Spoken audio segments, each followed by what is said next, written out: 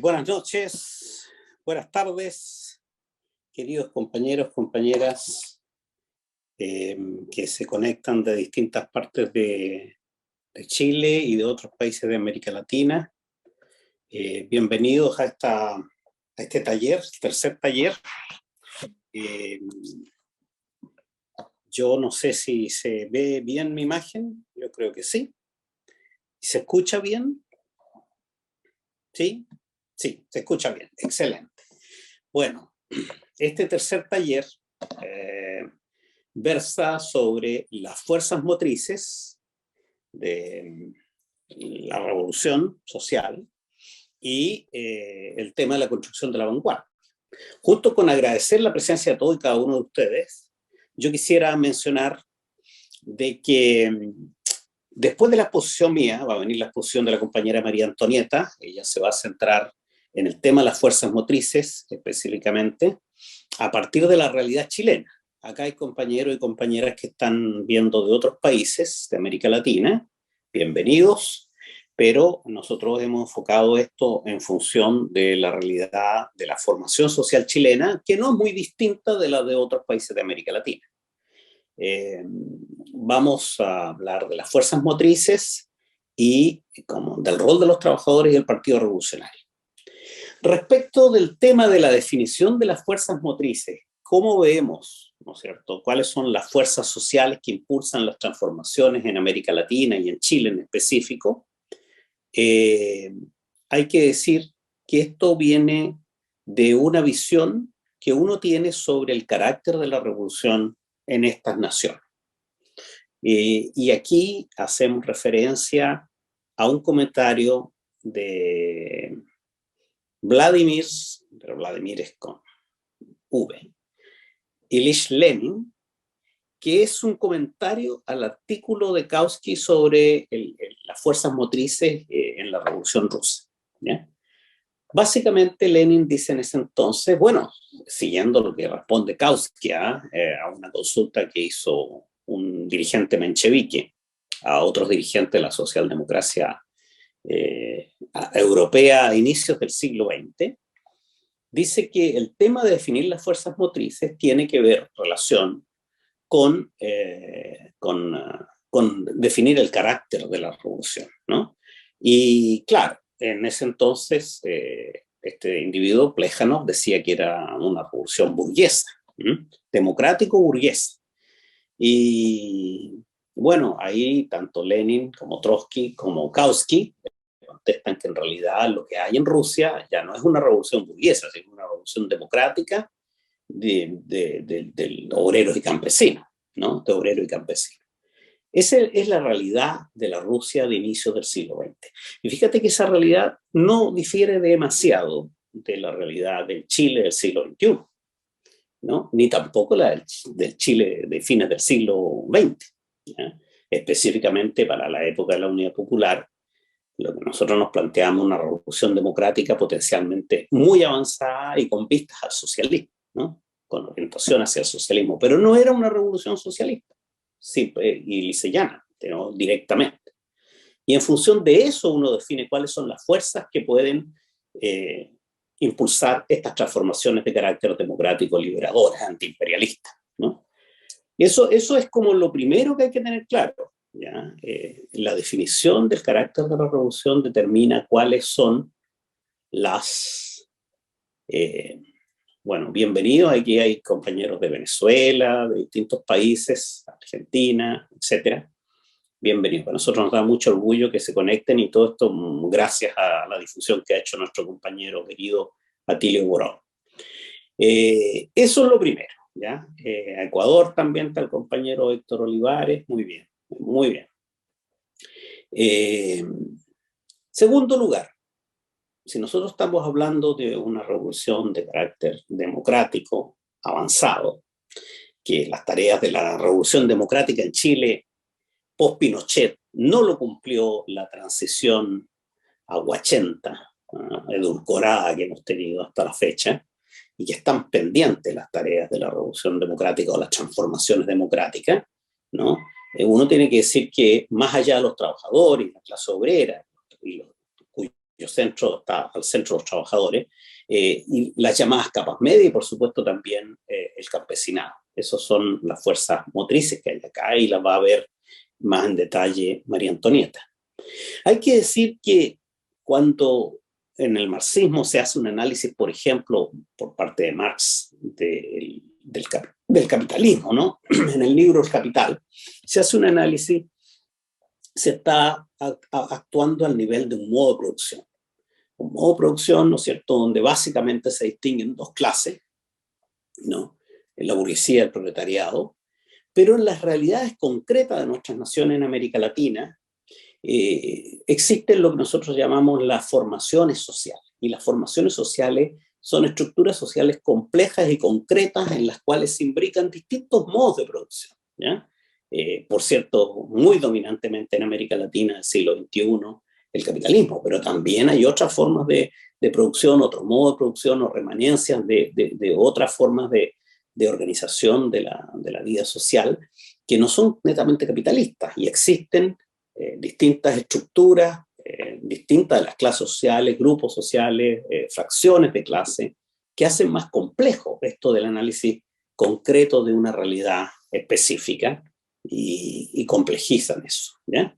De esos temas nos va a hablar María Antonieta, nos va a hablar conceptualmente primero y después a partir de los datos que existen respecto de la realidad de la estructura social chilena y de la estructura de clases y de grupos sociales. María Antonieta va a tomar la palabra ahora y yo después voy a volver sobre el tema del rol y la construcción de la vanguardia política. Adelante, María Antonieta. Gracias, Jaime. Muy buenas tardes a todas, a todos. Agradecer como Memoria y Futuro que nos acompañen en estos esfuerzos por retroalimentar la ideología tan necesaria y a veces tan olvidada en nuestras izquierdas. Bueno, vamos a tomar como referencia un texto de Marta Harnecker, Clase Social y Lucha de Clase, de la editorial Nacional Quimantú del año 72, y vamos a situar algunos conceptos claves, como decía Jaime, respecto de estas composiciones sociales y cómo estas se desarrollan. El primer enunciado que Harnecker recoge de las definiciones que el marxismo nos entrega para interpretar nuestra realidad política y social es evidentemente la definición de clase social. Y que claramente esto nosotros no lo podemos olvidar, sobre todo cuando uno siente cierta ambigüedad respecto de que la gente tenga o no pertenencia a una clase. Básicamente recordarnos que las clases son grupos humanos, uno de los cuales puede apropiarse del trabajo de otro por ocupar puestos diferentes en un régimen determinado de economía social. Es decir, evidentemente que la posesión de la riqueza, de la administración de la riqueza, viene a definir lo que son las estructuras de las clases sociales. Y eso aparentemente hoy día uno pudiera mirarlo a la luz de la vaguedad que hay respecto a la pertenencia a las clases sociales, que a veces no está muy claro. Según este recuerdo que nos hace Marta Harnecker, evidentemente existe la clase alta, la clase media y la clase baja, ¿cierto? Donde está determinada básicamente por la posesión de los bienes materiales con que cada uno de los grupos cuenta. Este elemento también hoy día, si uno lo mira a la luz de la composición social posmoderna, también mucha gente podría decir, mira, yo en realidad no quiero pertenecer a la clase baja, yo me siento clase media, ¿ya? Que es un poquito el fenómeno que uno advierte particularmente en Chile. Pero esto es, en realidad, porque la estructura social de mercado ha venido a sancionar esta discrecionalidad, y en eso Marx tenía muchísima razón de leer el futuro, de cómo a partir de la articulación económica se definían el desarrollo de la humanidad. Y en este sentido, siempre es importante rescatar que nosotros desde el pensamiento marxista, por una parte tenemos que refrendar el concepto de explotadores y explotados, pero no solamente secularizarnos en ese concepto, porque el explotador y el explotado también ha ido modificándose, ¿ya? Y en ese sentido, Marta Harnecker nos dice que es importante definir el carácter de la explotación, que es muy diferente en uno y otro caso. Y en la actual sociedad capitalista posmoderna vemos muchos tipos de explotación social que tienen distintos caracteres. ¿Ya? Uno podría advertir un tipo de explotación hoy día en las mujeres, otro tipo de explotación en las poblaciones migrantes, otro tipo de explotación que se da, como lo vamos a ver más adelante, en los subcontratos, en los subempleos, en la precarización laboral. Sin embargo, nos recuerda Marta Handicke que para poder entender la explotación tenemos que comprender también el tipo de reivindicación revolucionaria que estas clases oprimidas con conciencia de clase van a emprender para aportar a un proceso de cambio hacia el socialismo. Y en ese sentido, ella nos recuerda que siempre vamos a tener en estos muchos grupos de distribución laboral dos grandes clases antagonistas, que es la burguesía o clase capitalista y el proletariado o clase obrera. Ya sabemos, la burguesía es la burguesía capital, ¿cierto? La que controla y dirige el sistema de producción capitalista. Hoy día podríamos decir que también esta burguesía ha mutado, ha diversificado su manera de establecer sus relaciones económicas, una burguesía mucho más externalizada, una burguesía que ha construido monopolios efectivamente en muchos desarrollos productivos, pero que finalmente se define porque evidentemente a través con el dinero acumulado compra medio de producción y también sigue comprando la fuerza de trabajo y sigue aumentando sus niveles de plusvalía. En ese sentido, por más moderno que se entienda el capitalismo sigue siendo una frontera de opresión económica, una frontera de definición de inequidad y por ende, en ese sentido, y por eso es importante siempre resignificar las posturas de Marx, la lectura que él hacía hace ya siglos atrás tiene plena vigencia hoy día, porque el capitalismo, por más que se haya modernizado, no ha cambiado el objetivo de su desarrollo. Y en ese sentido, Marx ya ahí nos recordaba que existían estos tipos de burguesía, la burguesía financiera, la burguesía comercial y la burguesía industrial. Cuánta realidad, ¿no? Cuánta lectura interpretativa de los fenómenos de desarrollo económico y productivo tuvo Marx para poder advertir estas distintas divisiones de la burguesía que hasta el día de hoy nos aparecen, ¿no? En el desarrollo económico de nuestros países. Por otro lado, el proletariado lo vamos a entender como todas las personas que venden su fuerza de trabajo, sin diferenciar si quienes la compran lo hacen para producir plusvalía, para conseguir determinados servicios particulares o para generar algún trabajo en comunidad. Sin embargo, la clase obrera, y en este sentido también es bien definitorio lo que se plantea, está formada solo por aquellas personas que al vender su fuerza de trabajo producen y realizan plusvalía para quienes las compran. Y aquí, en ese sentido, el proletariado estaría formado por trabajadores de la industria, del comercio, de bancos, etc. Distinguiríamos también dentro de la clase obrera tres fracciones, así como se presentan en la burguesía: obreros industriales, obreros comerciales y obreros bancarios.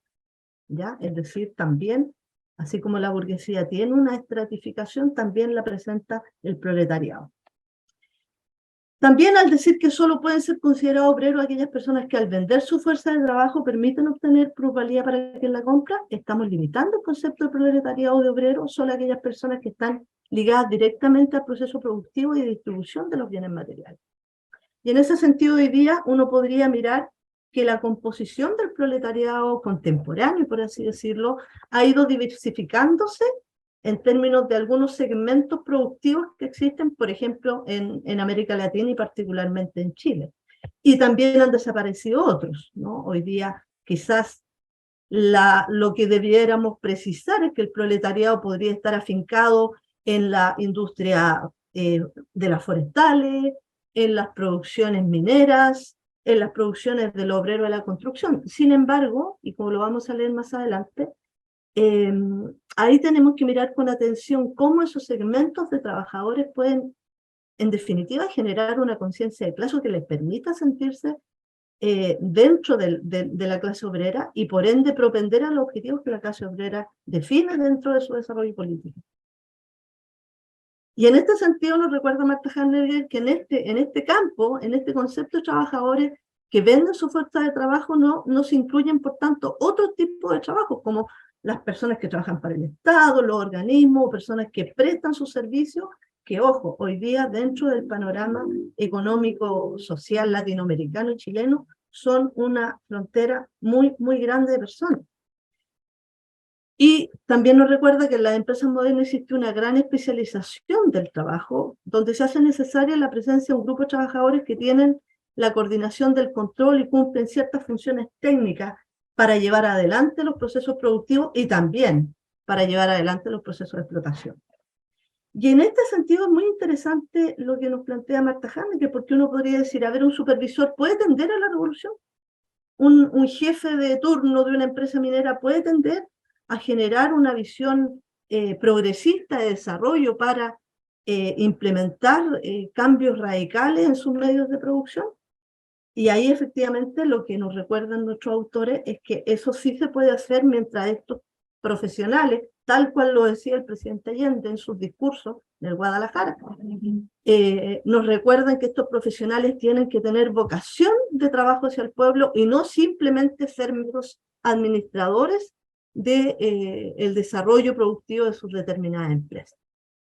Entonces, estos intermediarios que a veces aparecen como defensores del sistema capitalista pueden propender también a tener un desarrollo revolucionario siempre y cuando adquieran, comprendan y establezcan objetivos respecto del proceso de cambio social dentro de las empresas y también cambios sociales en la sociedad misma. Por eso que en este sentido nos recuerda un concepto bien interesante, el concepto trabajador colectivo, que en el fondo es todo aquel trabajador que está imbuido de este espíritu revolucionario, de cambio social, que comprende el sistema de relaciones oposicionista, arbitraria, que establece el capitalismo y que se presenta en términos unitarios y organizados para pasar al proceso de desarrollo, de transición al socialismo y superación de la explotación del servicio capitalista. En ese sentido, el concepto de conciencia de clase es fundamental. Cómo la izquierda, como las izquierdas hoy día en Chile y en América Latina, tienen la capacidad de poder establecer este desarrollo de conciencia de clase que nos permita resituarnos en un proceso de comprender esta gran contradicción, ¿no? La primera gran contradicción que es capitalismo-socialismo. Y en ese sentido, nos dice Marx que tenemos que entender también que esta pequeña burguesía, esta burguesía va también estableciendo un tercer eslabón que hoy día está muy marcadamente establecido en la sociedad chilena, que es la pequeña burguesía. Que es esta burguesía constituida por pequeños comerciantes, por productores minoritarios, que participa ligada al mercado de capitales como una especie de transición. Y está en esta absoluta contradicción, ¿no? Si aspira a enriquecerse y adquirir mayor capital y por ende pasar de ser un pequeño y mediano empresario a una mediana empresa y por ende constituirse en una empresa consolidada que va también a reproducir el modelo de opresión y de sustitución, ¿no? y de explotación del otro, o lisa y llanamente va a optar por dejar de lado su propia naturaleza económica y propender a poder orientarse al desarrollo productivo y económico de la clase a la cual pertenece, porque la pequeña burguesía en nuestros países se abastece de pequeños comerciantes, de gente que literalmente vive también con un porcentaje menor de gananciales y con un porcentaje menor de trabajadores. Esa es la gran contradicción de la pequeña burguesía. ¿Dónde se ubica? ¿En el contexto del ganar-ganar y del desarrollar mecanismos de explotación superiores? ¿O definitivamente a participar y a encontrarse con el proletariado, a ser parte del proceso de adquisición de conciencia de clase y del proceso de cambio revolucionario? Y en ese sentido, por último, nos recuerdan la importancia que tiene que ver en toda esta lectura de clases sociales el poder establecer claridad respecto a las clases y los grupos sociales. Las clases, ya los dijimos, son grupos de la sociedad directamente ligados a la producción de bienes materiales. y por ende tienen intereses sociales contradictorios. Por otra parte, los grupos sociales no están ligados directamente a la producción de bienes materiales y son el sustento, sustrato de distintas esferas de desarrollo económico que, al no tener una definición de ser parte del proletariado por definición, tienen que optar a participar de un mecanismo distinto de gestión productiva. Y es quizás esa composición social que hoy día nosotros tenemos muy determinada, de la cual nosotros nos tendríamos que ocupar hoy día. ¿Cómo hacemos para que estos grupos sociales participen y se constituyan en una clase que se potencie en torno de los procesos de cambio revolucionario? Y en ese sentido es muy importante no caer en este discurso que cae mucho en la socialdemocracia, que es que basta con hablar de pobreza, sufrimiento y injusticia para darle condiciones de desarrollo a la clase obrera. Basta con que yo me sienta mendicante, pobrecito, pobrecita, para que yo participe del proceso revolucionario. No. Las condiciones objetivas, nos recuerda muy bien nuestro querido autor, deben ir acompañadas de condiciones subjetivas. Y esa subjetividad es la que adquiere el obrero, el campesino, la mujer trabajadora, cuando, comprendiendo el desarrollo social histórico de la sociedad moderna, entiende la opresión que le significa el sistema capitalista y por ende se pone a disposición de luchar contra todo mecanismo de propiedad privada, impulsando la organización y la unificación como clase obrera. Y ese es nuestro gran desafío hoy día. ¿Cómo hacemos para que una diversidad de segmentos sociales puedan hoy día sentir en primer lugar que este es un sistema opresor, limitante y absolutamente desigual? Pero no basta solamente hablar desde la pobreza y el sufrimiento y la injusticia, como muchas veces incluso la derecha política lo hace en muchos países de América Latina. ¿Y esto cómo encaja con el Chile de hoy? ¿Cuáles son nuestras condiciones objetivas para ver este cambio social?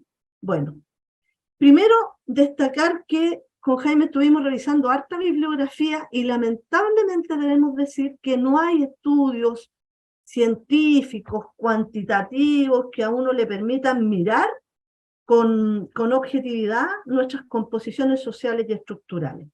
Sin embargo, encontramos algunos elementos, sobre todo en la Fundación Sol, que es una entidad amiga de Memoria y Futuro, donde encontramos algunos elementos de causa para poder determinar en qué Chile estamos hoy día y cuáles son las composiciones de clase que tenemos para llevar adelante los procesos de cambio que necesitamos, ¿no? Y vamos a ver básicamente tres elementos. Un documento que se estudió a partir del estallido social. La última acción que hizo el gobierno de Sebastián Piñera fue intentar entender el fenómeno del estallido. Lograron articular una comisión de expertos donde habían personas de distintas orientaciones políticas y básicamente nos entregan una radiografía que es interesante de mirar desde el punto de vista social.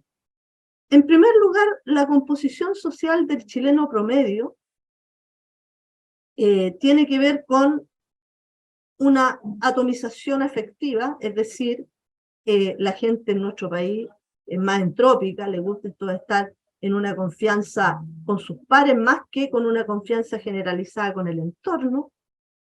Es una población que evidentemente ha sufrido experiencias de malos tratos. Esta es una información que llega refrendada por el PNUD del 2016 y desde esa óptica del malos tratos, la presencia de malos tratos en el mundo de la mujer es mucho más significativa. Cuando hablábamos del sentido de pertenencia, evidentemente la gente tiene un bajo sentido de pertenencia y confianza institucional. Eso, el estallido social quizás fue la refrendación más efectiva de esa situación. Hay una percepción de injusticia respecto de cómo funcionan los sistemas de salud, los sistemas de educación, los sistemas de pensión.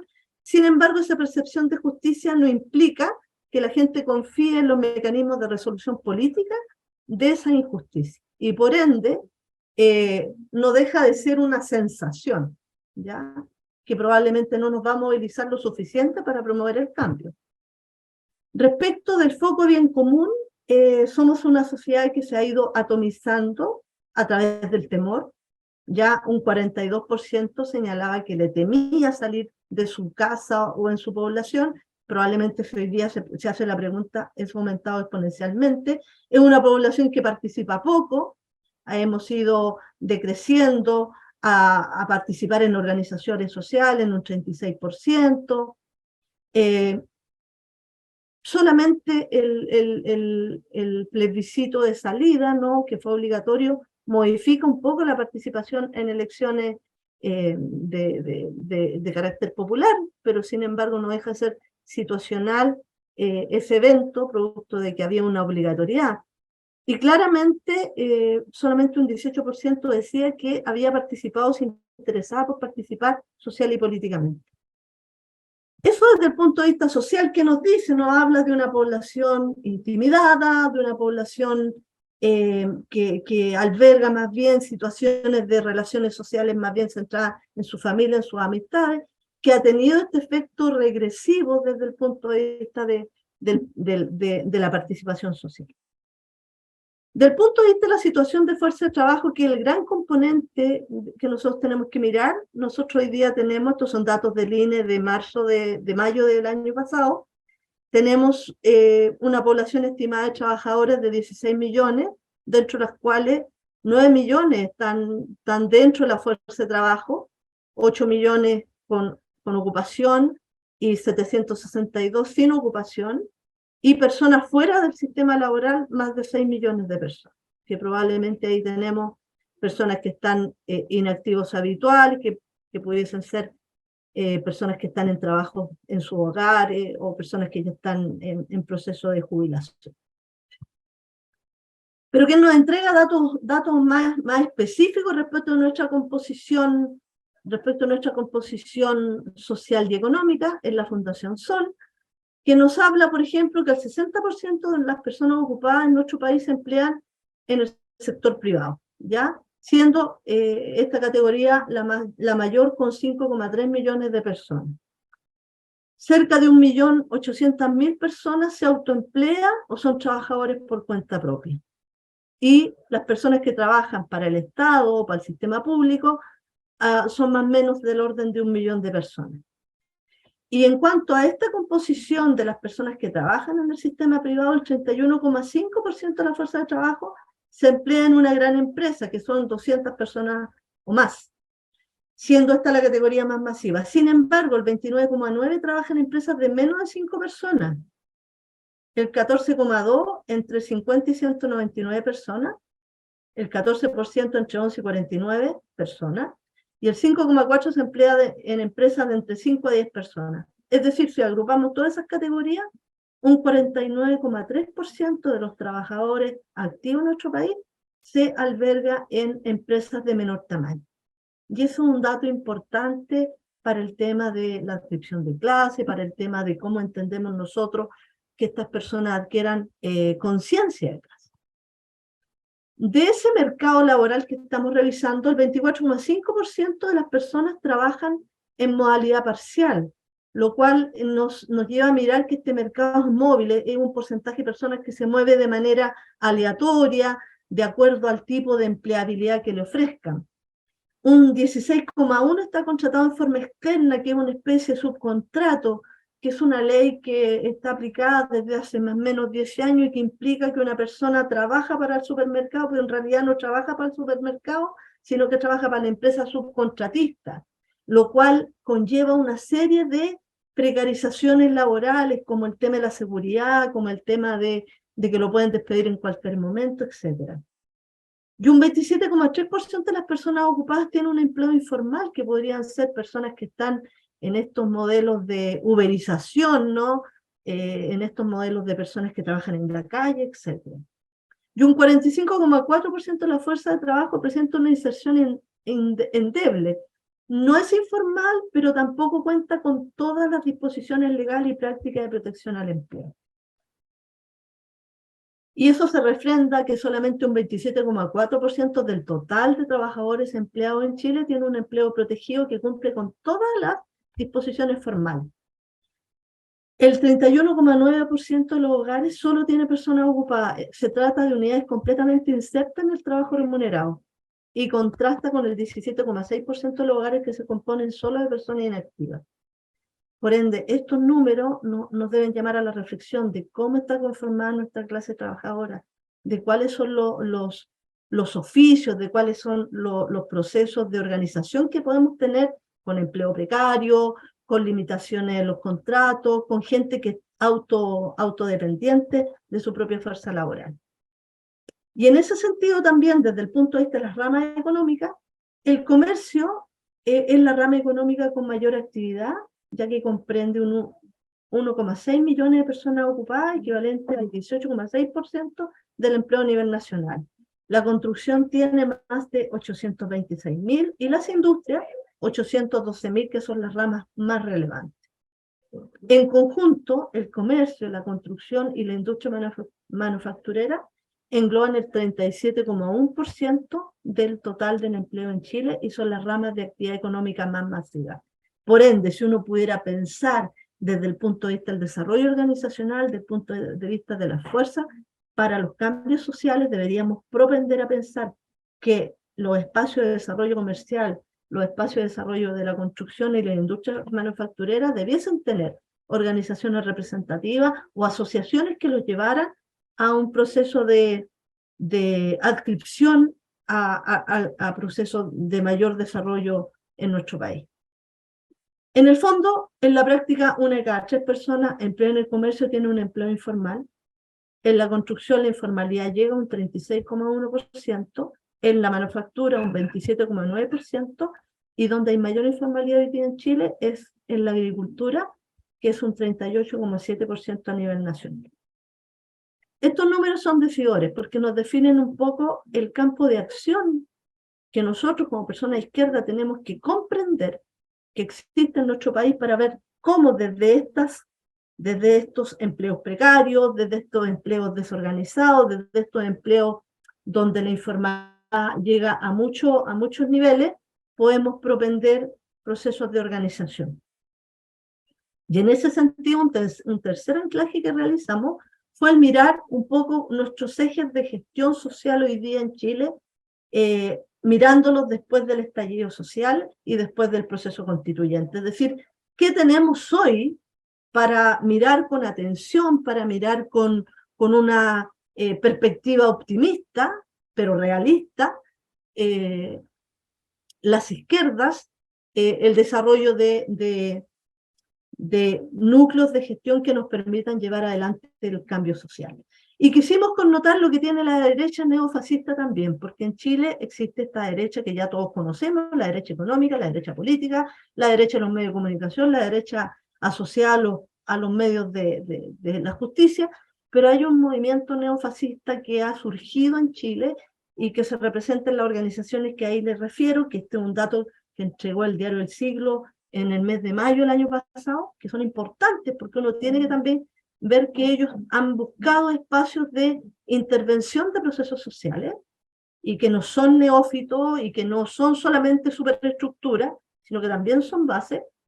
Y lo que nosotros tenemos hoy día como eje progresista, diciéndolo desde un ámbito muy grande, tenemos el movimiento feminista, que alberga más de 26 organizaciones a nivel nacional, con más de 15.000 mujeres asociadas a esos movimientos, el movimiento No Más AFP, el movimiento de liberación homosexual y otras disidencias sexuales, ¿no?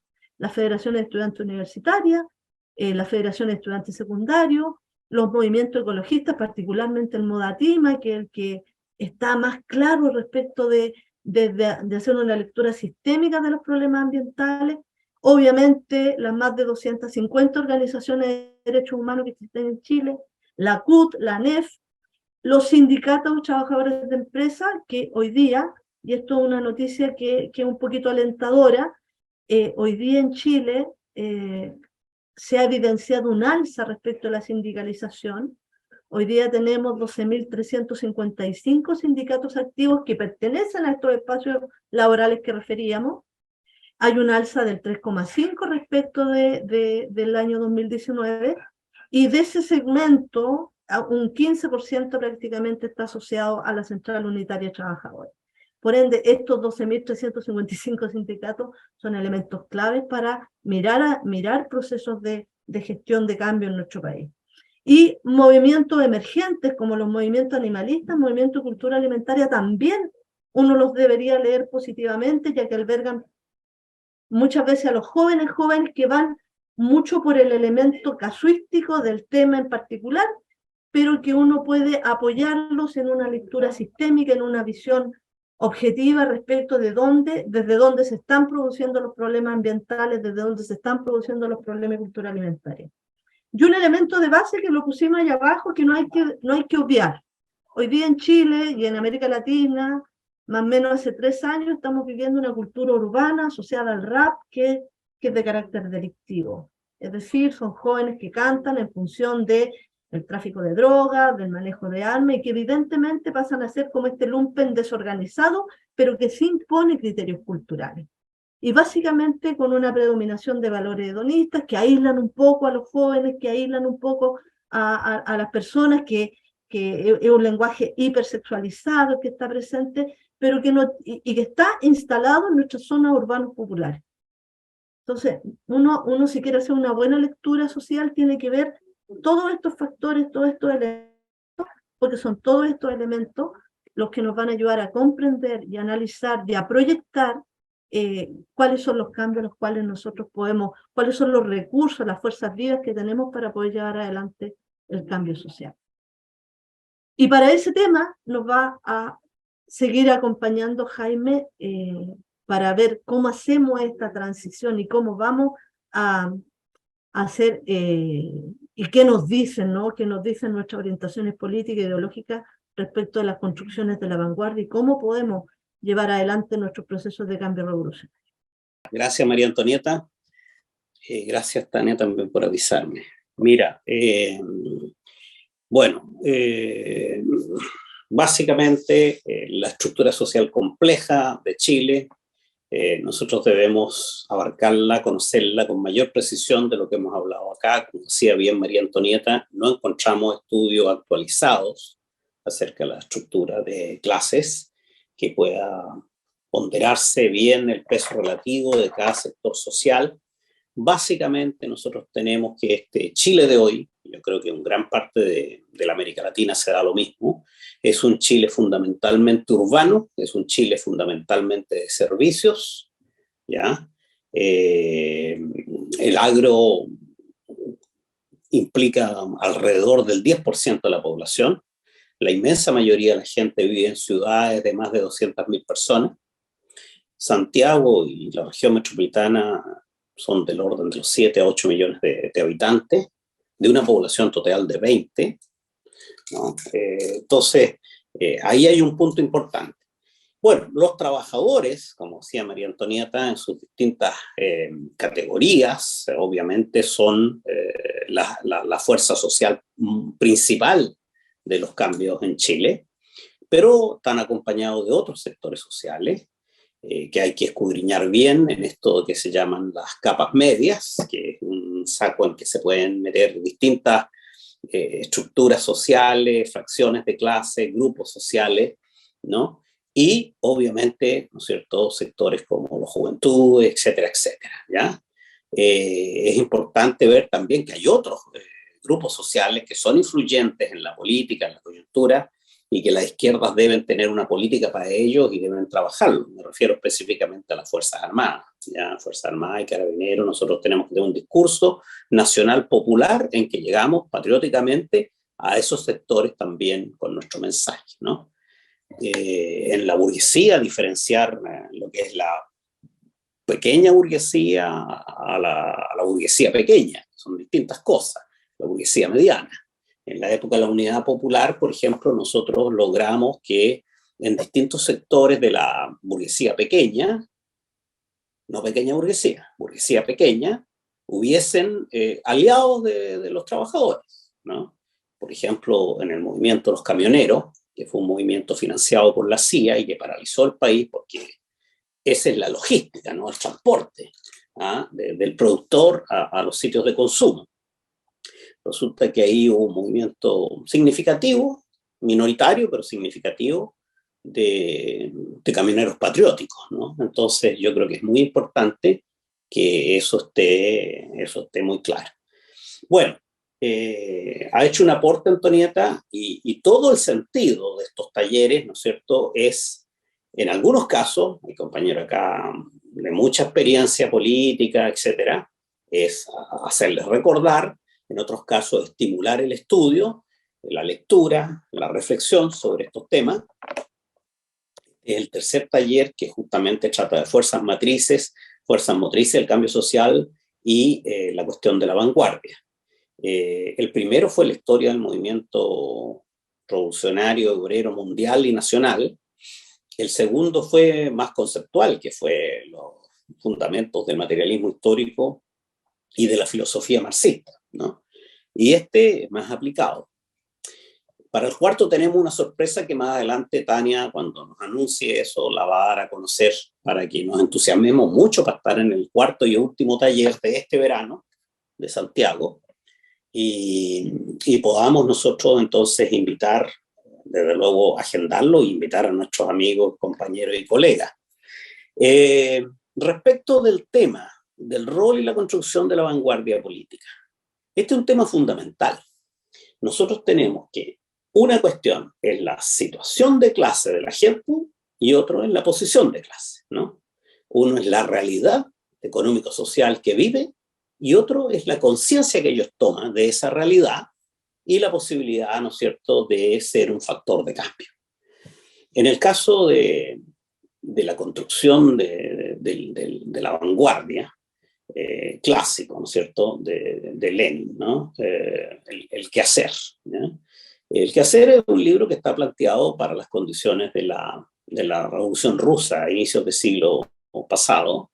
Y claro, ahí hay mucho de un concepto de partido que se prestaba a la lucha antizarista, a la lucha contra la autocracia zarista, ¿no? Eran condiciones de profunda represión, muy similares quizás, o quizás no tan brutales como las que tuvimos en muchas partes de América Latina a fines del siglo pasado, en la época de las dictaduras de la Operación Cóndor y de todo el Cono Sur, ¿no? Que fueron dictaduras de exterminio, ¿no? De exterminio de la izquierda, dictaduras de exterminio de lo que ellos llamaban el cáncer marxista, ¿no? Entonces, claro, en esas condiciones, Lenin se plantea que la estructura debe ser una estructura muy centralizada, ¿no? Muy vertical, de un conjunto de cuadros revolucionarios profesionales, ¿no es cierto? Básicamente duchos en la lucha clandestina, en las técnicas conspirativas, ¿ya? Gracias por esa corrección. Y bueno, de eso, uno leyendo eso, rescata que lo esencial que dice Lenin allí, que sigue siendo válido para cualquier estructura política direccional, ¿no?, es que el partido revolucionario es un educador, no solo un educador de sus propios cuadros, sino que un educador de masas, que debe trabajar en los frentes sociales educando, ¿no? Debe organizar las luchas sociales y darle una connotación política, no a la lucha económica en sí, porque esa tiene la función económica, trade unionista, sindicalista, de mejorar las condiciones de trabajo, empleo y salario, sino que darle un sentido político a esas luchas, organizarlas y ser un guía político en el sentido de ser capaz de elaborar un programa adecuado para un momento histórico, ser capaz de dar una estrategia y ver las tácticas pertinentes para cada coyuntura política, para cada momento de la lucha de clases específico a un país que es distinto a un país de otro, ¿no? Y entonces ese es el rol del partido, ¿verdad? El partido es el educador, es el guía, es el orientador, es el organizador, ¿ya? Y ese partido puede tener muchas formas, no hay recetas en esto, ¿ya? Y en América Latina si nosotros lo vemos, ¿no es cierto? Esto del partido cuadro es un partido para unas circunstancias especiales, como la lucha clandestina, ¿no? pero un partido de masa, de repente un partido movimentista, puede servir y no servir. Y lo otro que es importante también es que hay una combinación. Puede ser un partido de masas, pero que es importante que haya una dirección, o cuadro de dirección, y ahí en eso uno tiene que tener muy claro que siempre hay un núcleo dirigente que va orientando y le va dando sentido estratégico a esa lucha liberadora. Después están los casos de partido único, que pueden ser desde el surgimiento o devenir el partido único, ¿no? Como vanguardia revolucionaria de un proceso histórico determinado, ¿no? Pero también puede ser el pluripartidismo, ¿no? En América Latina, si ustedes ven muchas de las realidades transformadoras que hoy día se están viviendo, tenemos un pluripartidismo. Chile mismo tenemos un pluripartidismo que es histórico y que yo creo que va a seguir existiendo a futuro, ¿no? Lo importante es que ese pluripartidismo sea capaz de articular una convergencia en la acción, ¿no? Y articularla en torno, otra vez voy a repetir esto, en torno a un programa y a una estrategia, ¿no es cierto? Y también en las distintas coyunturas lograr convergencia en torno a la práctica, ¿no? Porque en Chile, por ejemplo, históricamente fue muy importante el entendimiento socialista, ¿no? Que es un partido que surge en los años 30 y algo, 33 específicamente, y el Partido Comunista que surge en los años 20, 22 específicamente. Y resulta que esos dos partidos que representaban, ¿no? Históricamente una fracción muy significativa de los trabajadores, ¿no? El entendimiento, la articulación entre ellos permitía efectivamente crear un frente de trabajadores muy potente, a partir del cual uno podía hacer construcciones de alianza con sectores más allá de los trabajadores, sectores medios, sectores, ¿no es cierto?, incluso de la pequeña y mediana burguesía, neutralizando por lo menos en su acción ante los procesos transformadores, ¿ya? Y podía también atraer importantes contingentes juveniles y contingentes agrarios, ¿no? Bueno, hoy día la cosa en Chile por lo menos ya es más compleja. Primero por las mutaciones que han experimentado estos dos entes, pero básicamente la necesidad del extendimiento sigue estando presente y sigue estando hoy día la necesidad de ampliarse a nuevas fuerzas, particularmente en el caso de Chile, esto que se llama el Frente Amplio, ¿no es cierto? Y fuerzas de izquierda que están ahí dispersas, ser capaces de aglutinarlas. En la medida que se tiene éxito en esa tarea, es posible entonces lograr éxitos para las causas populares, ¿no? Fíjate, en el caso de Cuba, ustedes saben muy bien ustedes que el proceso revolucionario cubano, que culmina el 1 de enero de 1959, hay distintos destacamentos que están actuando, ¿no? Con mayor o menor relevancia o significación. Está el directorio revolucionario, que básicamente actúa a nivel urbano, que tiene influencia en los intelectuales, en la juventud revolucionaria, etc. Está el Partido Comunista histórico y está el Movimiento 26 de Julio. Y eso se va decantando y en algún minuto eso cuaja en un partido único, que es el Partido Comunista de Cuba, ¿no es cierto?, que es capaz de conducir los procesos revolucionarios cubanos en todo el marco de complejidades que por muchos años, hasta fines de la década del 70, ¿no es cierto?, está solo en América Latina, ¿no? Hasta que lleguen los compañeros del Frente Sandinista de Liberación, posteriormente el proceso revolucionario en Venezuela, y ya no está tan solo la Cuba, pero Cuba por muchos años estuvo solo, ¿no? Entonces, en esto no hay una receta única, cada país tiene que hacer su proceso, hay que ser muy cuidadoso de esto, ¿no es cierto?, de pensar que hay algo que es una fórmula que sirve para toda ocasión y esto. Pero sí hay ciertos principios, ¿no? Estamos diciendo de que el rol del partido, como Lenin lo veía en la esencia, educador, organizador y guía político, y acá las fórmulas que estábamos hablando, hoy día, ¿no es cierto?, en el siglo XXI, y esto cobra particular vigencia con la dominación mediática y con el desequilibrio de la influencia mediática que hay hoy día, tanto en los medios tradicionales como en los nuevos medios, las redes sociales, la batalla de las ideas, ¿no? Un marxista, un leninista, ¿no? Como Antonio Gramsci tempranamente, y desde la Italia, desde su rol como jefe del Partido Comunista, primero como senador parlamentario allá en Italia, y después desde la cárcel, ¿no? Donde lo mandó Benito Mussolini por largos años. Él salió poquito antes de su muerte de la cárcel, y ahí él escribió y pensó mucho sobre la relevancia del factor cultural, el factor de la lucha ideológica, la importancia de ese tema. En eso entonces, estamos hablando de los años 20 a 30, a fines de los años 20, ¿no? En Italia, ¿no? Y sus obras, muchas quedaron por décadas ahí ocultas y olvidadas, hasta que posguerra se vuelven a conocer, ¿no? Ahora se ha hecho de moda Gramsci y es una izquierda de repente media rosa la que toma Gramsci, lo trata de contraponer con Lenin, y eso es absolutamente falso. Gramsci es un leninista y un continuador de Lenin, un profundizador de las teorías marxistas sobre la temática, digamos, de la ideología. Y Fidel, si no tenemos tampoco para ir tanto en el tiempo para atrás ni tan lejos como para otro continente y cruzar el charco, porque ojo, yo sinceramente creo que en América Latina hay creación de pensamiento y de acción revolucionaria muy significativa, ¿no? Hoy, en el siglo XXI. De hecho, yo creo que el continente nuestro americano, como dicen, es la vanguardia revolucionaria mundial. Y Fidel Castro, yo creo que uno de los ponentes más brillantes del marxismo, ¿no? Más creador y más consecuente. Y él nos habló muchísimo y escribió muchísimo sobre este tema de la lucha a las ideas, la batalla a las ideas, la importancia de eso.